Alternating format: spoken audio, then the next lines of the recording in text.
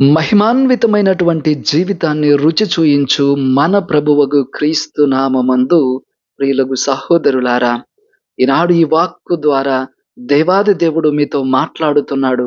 మిమ్మలను ఆశీర్వదిస్తూ ఉన్నాడు.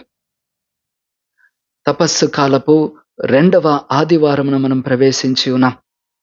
ఈనాడు ఈ వాక్కు సందేశాన్ని ఆరంభించడానికి ముందుగా ఒక చిన్న సంఘటన మీకు తెలియచేస్తాను. ఒకానొక తండ్రి బిజినెస్ మ్యాన్‌గా పనిచేస్తా ఉన్నాడు. చాలా బిజీగా అతని జీవితం కొనసాగిపోతుంది. తన యొక్క బిజినెస్‌ను బాగా అభివృద్ధి చేస్తున్నాడు. తన కుటుంబాన్ని గొప్పగా చూసుకోవాలనేటువంటి ఉద్దేశంతో చాలా కష్టపడుతున్నాడు. కానీ కొన్ని అనుకోనటువంటి పరిస్థితుల కారణంగా తన బిజినెస్‌లో చాలా పెద్ద సమస్యలొచ్చేశాయి.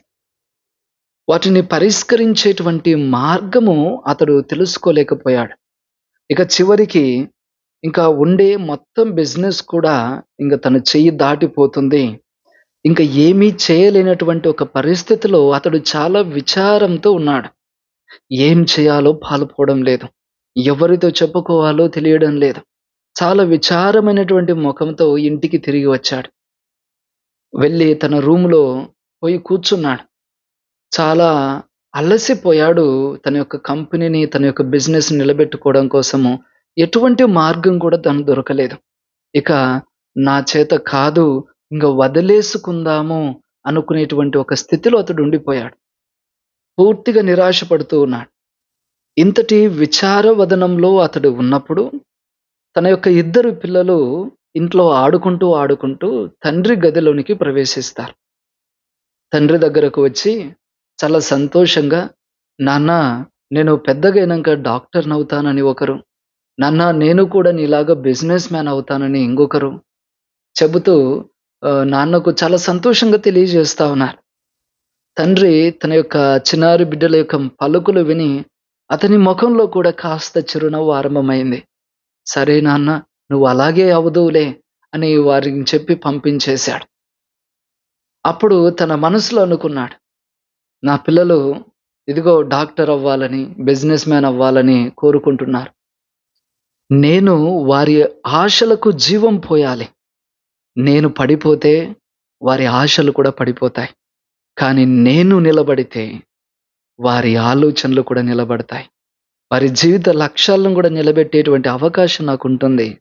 కాబట్టి ఇప్పుడు నేను నా బిజినెస్‌ను పడనివ్వను అని వెంటనే తన యొక్క బిజినెస్‌ని మరలా ఎలా చేజిక్కించుకోవాలా, ఎలా ఆ వచ్చిన సమస్యలను తీర్చుకోవాలని మరింత ఉత్సాహం, అప్పటి వరకు ఉన్నటువంటి విచారం కాస్త తొలగిపోయి ఎక్కడో తెలియనటువంటి ఒక కొత్త ఉత్సాహం అతనిలో వచ్చింది.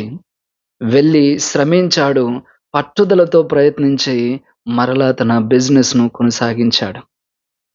ప్రియులకు సహోదరులారా, మనిషి జీవితంలో ఇటువంటి సందర్భాలు కొన్ని జరుగుతాయి.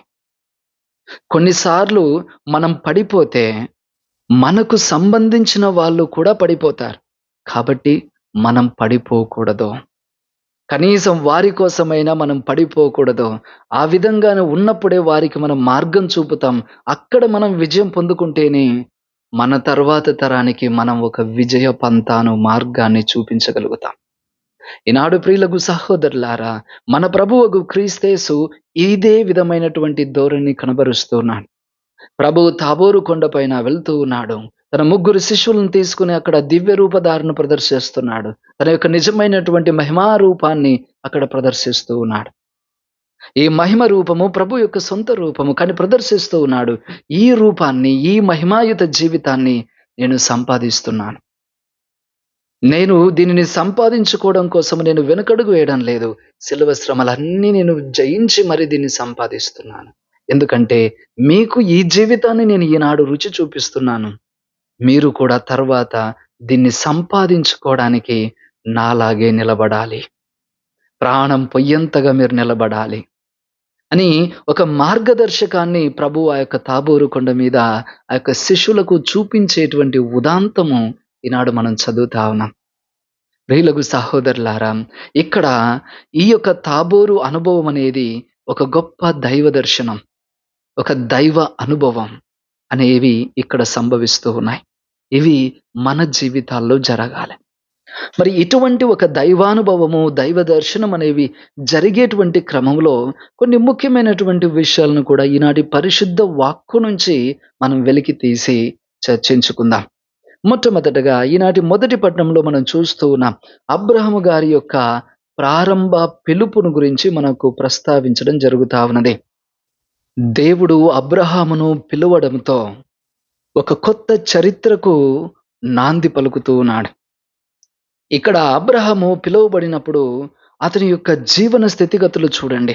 ముఖ్యంగా అతడు 75 సంవత్సరాల వయస్సు కలిగినటువంటి ఒక వ్యక్తి. వాస్తవానికి మన భాషలో అది ఒక వృద్ధాప్యమైనటువంటి స్థితిగతులు. మనము ఏదైనా మన జీవితంలో సాధించాలన్నా, సంపాదించాలన్నా ఎప్పుడు కూడా వయస్సు అనేది ఒకటి పరిగణలో తీసుకుంటాం. ఉద్యోగం చేయడానికి కనీస వయసు ఇంత ఉండాలి. ఇంత వయసు వచ్చినాకే విరమణ పొందాలి. ఇంత వయసు వచ్చినాకే పలానా బాధ్యతలు చేపట్టాలి అనేటువంటిది కొన్ని మనకు ఎప్పుడు కూడా లిఖితపూర్వకంగా మనకు తెలియచేయబడ్డవే. అందుకే వయస్సు అనేది చాలా ప్రముఖమైనది. ఎక్కడ మన జీవితంలో ఈ యొక్క వయస్సు, ఇయర్స్ అనేవి వేస్ట్ అవ్వకూడదు కూడా. ఆ విధంగా మనం ఆలోచన చేస్తే ఇహలోకమందు కార్యనిర్వహణలో వయస్సు అనేది ఒక ముఖ్యమైన అంశమే. కానీ, కానీ ఆధ్యాత్మికమగు విషయములో దేవునితో నీవు ఎదగాలి అనేటువంటి ఒక విషయం గురించి ఆలోచిస్తే వయస్సు మనకు అడ్డంకి కానే కాదు. ఈ లోకమందు దేన్ని చేయాలన్నా, చేయకూడదన్నా ఇంత వయసుందా లేదా అని ఫస్ట్ వయసునే చూస్తారు.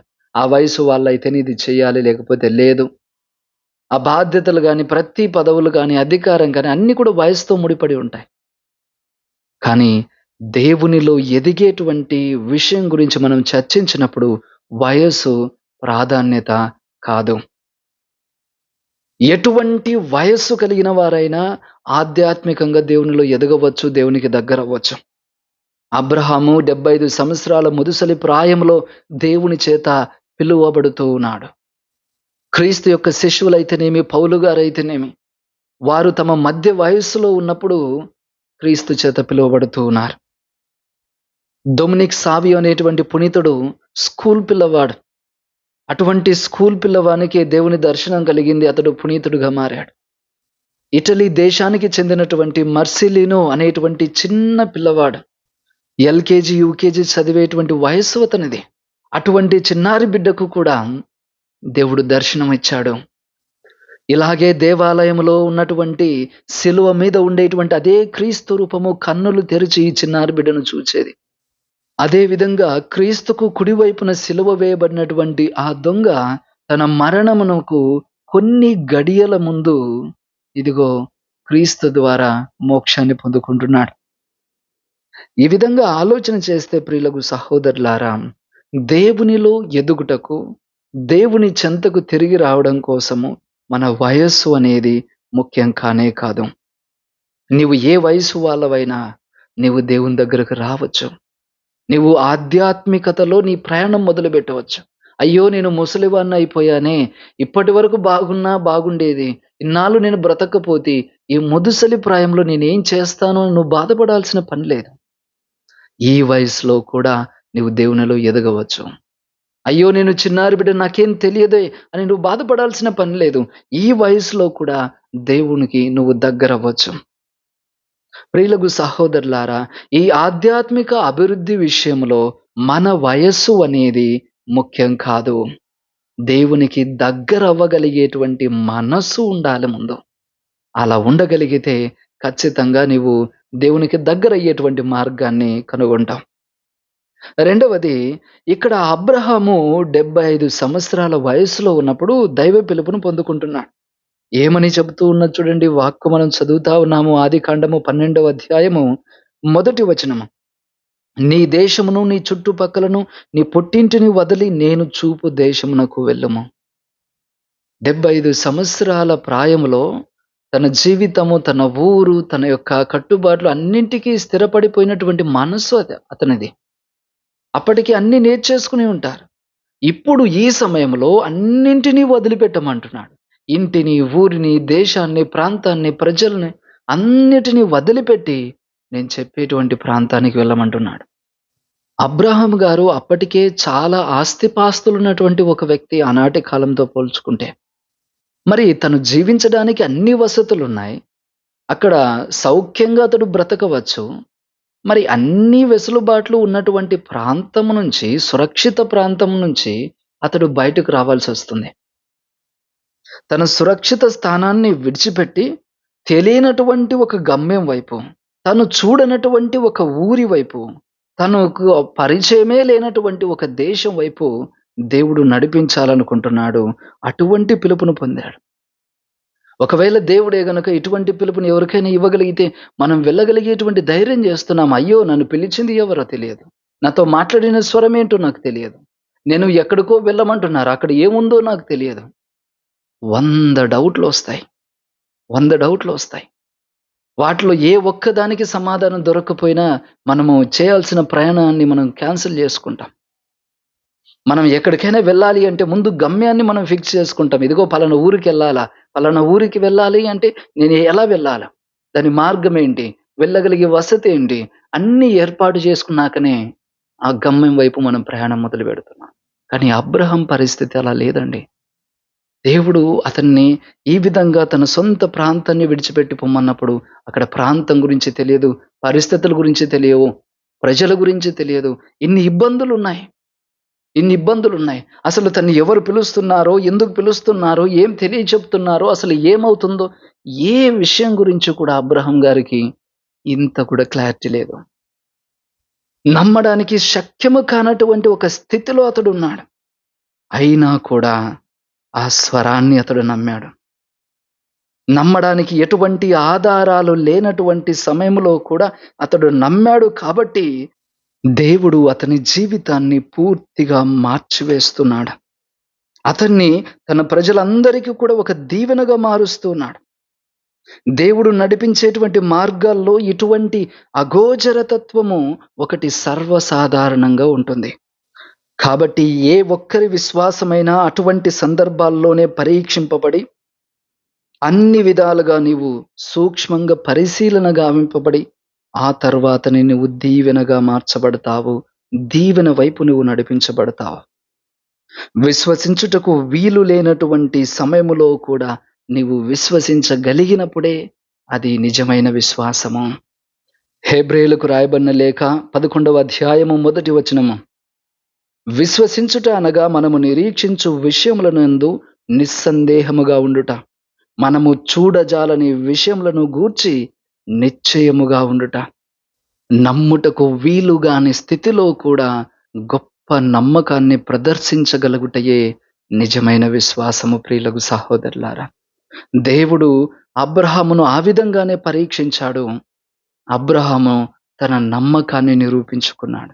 అందుకే అతడు దీవించబడమే కాదు, అతని విశ్వాస కారణంగా అతడు విశ్వాసులందరికీ తండ్రిగాను మరియు అందరికీ ఒక దీవెనగా దేవుడు మారుస్తూ ఉన్నాడు. ఆదికాండము 12వ అధ్యాయము 2వ వచనము చివరి భాగం నుంచి 3వ వచనం వరకు మనం చదివితే ఇదే రాయబడుతూ ఉన్నది. నీవు అందరికీ దీవెనగా ఉందువు, నిన్ను దీవించు వారిని నేను దీవింతును, నిన్ను శపించు వారిని నేను శపింతును, నీ ద్వారా సకల జాతి జనులు దీవింపబడుదురు. ఎంత గొప్ప ఆశీర్వాదం అబ్రహాం పొందాడు చూడండి. ఈ విశ్వాస ప్రయాణ మార్గంలో అతడు పరీక్ష నెగ్గుకున్న తర్వాతనే అతని జీవితము దీవెనగా మారింది. అతన్ని దీవించిన ప్రతి ఒక్కరూ కూడా దీవెన పొందగలిగేటువంటి రీతిలో అతడు ఏర్పాటు చేయబడుతున్నాడు. ప్రియులకు సహోదరులారా, వాస్తవానికి మనందరి ప్రయాణము కూడా ఇలాగే ఉండాలి. ఇది మనందరి జీవిత ప్రయాణమై ఉండాలి. మనము అనేకమైనటువంటి శారీరక అవధులను దాటాలి. అనిశ్చయమైన, అగోచరమైన జీవన మార్గములో నిశ్చయమైన, స్థిరమైన విశ్వాసాన్ని మనం ప్రదర్శించగలగాలి. అప్పుడే మనం ఆశీర్వాదం పొందుతాము. మన జీవితాలు కూడా దీవెనగా మార్చబడతాయి. నీవు నేను జీవించేటువంటి ఈ జీవితము ఏ దిక్కుగా వెళుతుందో, ఎక్కడ ముగుస్తుందో మనకు తెలియదు. మనము మన జీవన విధానంలో ప్రయాణం చేస్తున్నాం అబ్రహాములాగా. ఎక్కడికి వెళుతున్నామో, ఏమవుతూ ఉన్నదో మన ప్రయాణ స్థితిగతుల్లో మనకు తెలియదు. కానీ ప్రయాణిస్తున్నాం. ఈ క్రమంలో నువ్వు నమ్మాల్సిందేంటో తెలుసా? నీ దేవుని పైన నమ్మకం. నా దేవుడు నన్ను నడిపిస్తూ ఉన్నాడు. నాకు తెలియనటువంటి నా జీవన మార్గంలో నన్ను నడిపిస్తూ ఉన్నాడు. నాకు తెలియనటువంటి నా జీవిత చివరి గమ్యం వైపు అతను నడిపిస్తూ ఉన్నాడు. నేను నమ్ముచున్నాను.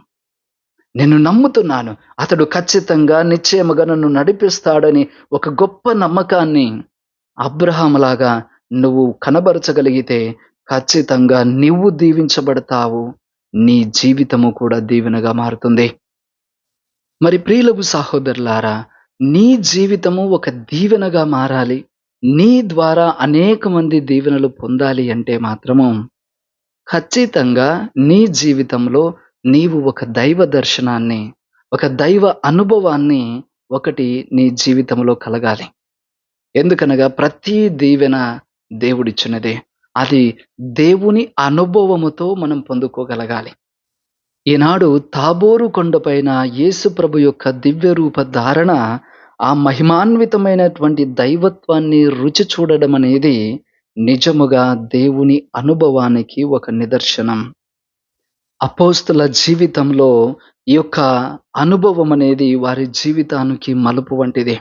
వాస్తవానికి ప్రతి పుణ్య పురుషుని యొక్క జీవితంలో ఇటువంటి దేవుని అనుభవం అనేది ప్రత్యేకమైన, కీలకమైన జీవితం మలుపుగా ఉంటుంది. ఉదాహరణకు మనం చూసినట్లయితే పునీత పౌలు గారు క్రీస్తు దర్శనము పొందిన తరువాత అతని జీవితం పూర్తిగా మారిపోతుంది. అదేవిధంగా పునీతుల జీవితాల్లో మనం చూస్తే వారు ఒక్కసారి దైవానుభవాన్ని పొందుకున్న తర్వాత వారు సంపూర్ణంగా మార్పు నొందుతున్నారు.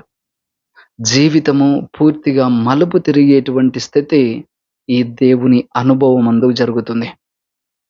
ఇక్కడ ప్రభువు పొందినటువంటి దివ్య రూప ధారణ అనేది ఒక కొండ మీద జరుగుతుంది. యూదులకు ఈ కొండ, పర్వతము, శిఖరము, శిఖరాగ్రము అనేటువంటివి చాలా కీలకమైనటువంటి పదాలు. ప్రత్యేకంగా వారు వినియోగిస్తారు. వారి దృక్పథంలో ఇటువంటి శిఖరాగ్రమైనటువంటి స్థలాలు దైవ మానవుల యొక్క కలయిక స్థలాలుగా ఎంచుతారు. అంటే ఈ కొండల పైన వారు దేవుని యొక్క అనుభవాన్ని పొందుతారు. దేవుని దర్శిస్తారు. దేవునితో మాటమంతి జరుపుతా ఉంటారు. కాబట్టి ఈ స్థలాలను వారు ప్రత్యేకంగా చూస్తారు. అందుకే ప్రియులకు సహోదరులారా, పరిశుద్ధ గ్రంథంలో అనేక ఉదాహరణలు మనం చూస్తాం. మోషే పర్వతము పైకి వెళ్ళినాకనే దేవుని కలుస్తాడు. సియోను కొండపైన 40 రోజులు ఉన్న తరువాతనే ఇదిగో ఆజ్ఞలు పొందుతాడు. యేసుప్రభువు అనేక సార్లు కొండ ప్రాంతాలకు వెళ్ళి ప్రార్థనలో ఉంటున్నారు. అనేకమైన ప్రవక్తలు కొండ ప్రాంతాల్లోను, గుహల్లోను నివసించారు. అక్కడ వారు ప్రార్థనలో దేవునితో మమేకమయ్యారు. సో యూదయ ప్రాంతాల్లో ఈ కొండలనేవి ఎక్కువగా ఉండేవి. పైగా అవి నిర్జీవమైనవి. మన ఉత్తర భారతదేశ కొండల్లాగా అవి దట్టంగా ఉండవు. కాబట్టి ఆ కొండలు ఎక్కువగా నిర్జీవంగా ఉంటాయి. ఈ నిర్జీవమైనటువంటి కొండపైకి చేరి జీవం కలిగినటువంటి దేవుణ్ణి వారు దర్శించేవారు. అనగా నిర్జీవ స్థానం నుండి వారి పైకి లేవనెత్తబడుతున్నారు. మన జీవితంలో ఇటువంటి నిర్జీవమైనటువంటి కొండలు ఏవైనా ఉండవచ్చు. మనము సాధారణ నేల నుండి ప్రయాణం చేస్తూ నేరుగా వెళ్ళేటప్పుడు ఒక ఎత్తైనటువంటి భూభాగము కొండ వస్తుంది.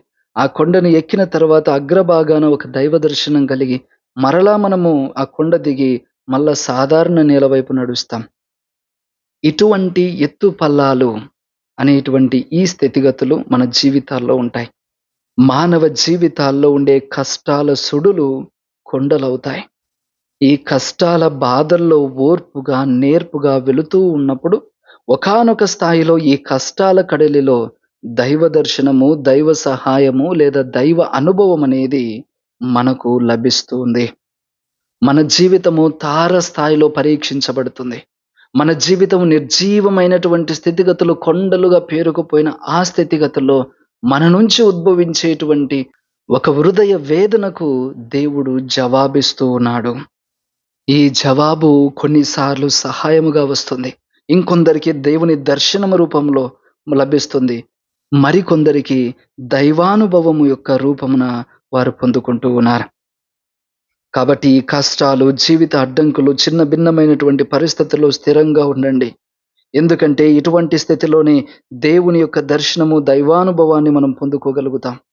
అబ్రహాము తన సురక్షితమైన ప్రాంతాన్ని విడిచి కష్టాల కడిల్లోనికి అడుగుపెట్టి ప్రయాణం చేస్తా ఉన్నాడు. అబ్రహాము వలె విశ్వాస యాత్రను మొదలుపెట్టే ప్రతి ఒక్కరూ కూడా పర్వతమనేటువంటి ఎత్తైన ప్రాంతమును, కష్టాల కడలిని మనం చేరుకోవాల్సి ఉంటుంది. అక్కడనే మనకు క్రీస్తును దర్శించగలుగుతాం. అక్కడనే అతన్ని మనము క్రీస్తును ముఖాముఖిగా మనం చూడగలుగుతాం. ఇక్కడ క్రీస్తు చూపినటువంటి అతని మహిమాన్వితమైన రూపము క్రీస్తు యొక్క నిజమైన రూపము. దానిని తన శిష్యులకు చూపిస్తున్నాడు. ఇది మహిమా రూపం. కానీ దీనిని సాధించాలంటే ఉండే మార్గం ఒకటే, శ్రమల మార్గం. శ్రమల తరువాతనే నేను ఈ రూపాన్ని, ఈ మహిమను సంపూర్ణంగా పొందుకోగలుగుతాను. కాబట్టి ఈ మహిమా రూపం యొక్క సంపాదన శ్రమల మార్గము ద్వారే సాధ్యమవుతుంది. అందుకే ప్రభువు దానిని వారికి రుచి చూపిస్తూ, ఇదిగో నేను వెళ్ళేటువంటి దిక్కు కూడా యెరూషలేము వైపు, నా శ్రమల వైపు నేను ప్రయాణం చేస్తున్నాను ఇప్పుడు. ఆనాడు అబ్రహాము తనకు తెలియనటువంటి ఒక స్థితిలోనికి ప్రయాణం చేశాడు. అక్కడ ఎన్నో కష్టాలు వస్తాయని తెలిసి కూడా ప్రయాణం చేశాడు. ఇప్పుడు నాకు ఎన్నో శ్రమలు వస్తాయని తెలిసి కూడా నేను ప్రయాణం చేస్తున్నాను. ఆ రోజు అబ్రహాము ఆ తెలియనటువంటి, తనకు ఖచ్చితత్వం లేనటువంటి ప్రయాణాన్ని చేసి వాగ్దాన భూమిని తన జాతికి సంపాదించి పెట్టాడు. ఈనాడు ఇదే విధమైనటువంటి శ్రమల మార్గములో నేను ప్రయాణం చేసి అదే రక్షణ ఫలాన్ని మీకందరికీ సంపాదించి పెడతాం. ఇప్పుడు మన వంతు, మనము ఇదే శ్రమల మార్గాన ప్రయాణం చేయగలుగుతామా? ఇదే మహిమను మనము పొందుకోగలుగుతామా? ప్రభువు ఇదే మహిమను, ఇదే రక్షణను మన కోసం సంపాదించి పెడుతున్నాడు. అతడు చూపించిన మార్గం ఒకటే, ఇది ఇరుకైన మార్గము, ఇది శ్రమల మార్గము, ఇదే దారిలోనే మీరు సంపాదించుకోగలరు. నీ జీవన స్థితిగతుల్లో నువ్వు ఎదుర్కొనే ప్రతి కష్టము, బాధ కూడా నిన్ను రక్షణకు చేరువ చేస్తుంది. బాధల్లో నువ్వు విచారపడాల్సిన పని లేదు. అక్కడ నువ్వు పడిపోతే ఇదిగో నీతో పాటు నీ కుటుంబం కూడా పడిపోతుంది.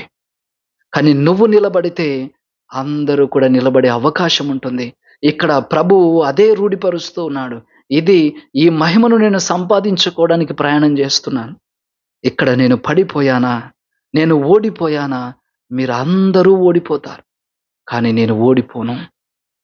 నేను గెలిచి చూపిస్తాను అని ఆ శ్రమలలో చివరి శ్వాస వరకు, చివరి రక్తబొట్టు చిందించేంత వరకు అతడు ముందుకే సాగిపోయి ఆ రక్షణను సంపాదించి మనకు వరంగా ఇచ్చాడు.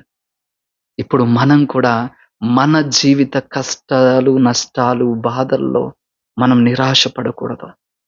మనం నిలదొక్కుకోవాలి. ఇదే కష్టాల సుడిగుండాలలోనే దేవుడు ఒక అనుభవాన్ని మనకు దాచిపెడతాడు. అది దైవానుభవం. దేవుడు ఒక సహాయాన్ని దాచిపెడతాడు. అది మనకివ్వడం కోసమే. దేవుడు ఒక దర్శనాన్ని దాచిపెట్టాడు. ఇదిగో మనం అతన్ని చూడడం కోసమే.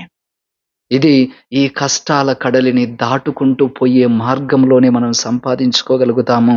ప్రియులకు సహోదరులారా, ఆనాడు క్రీస్తు ఈ శ్రమల మార్గాన్ని ఆలింగనము చేసుకోవడానికి కూడా వెనుకాడలేదు. కాబట్టి ఆనాడు స్వరం అంటూ ఉన్నది, ఈయన నా ప్రియమైన కుమారుడు, ఈయనను బట్టి నేను ఆనందించుచున్నాను. ఈనాడు నీవు కూడా నీ జీవితంలో అనేకమైనటువంటి బాధ్యతలను, శ్రమలను, కష్టాలను అనుభవించి ముందుకు సాగిపోతున్నావా?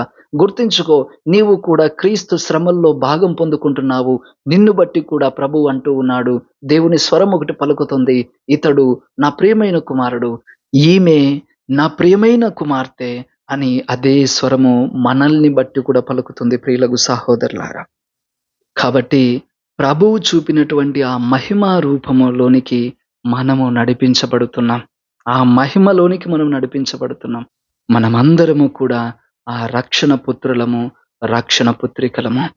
కాబట్టి ప్రియులకు సహోదరులారా, ఈనాడు మనము ప్రార్థించుదామండి.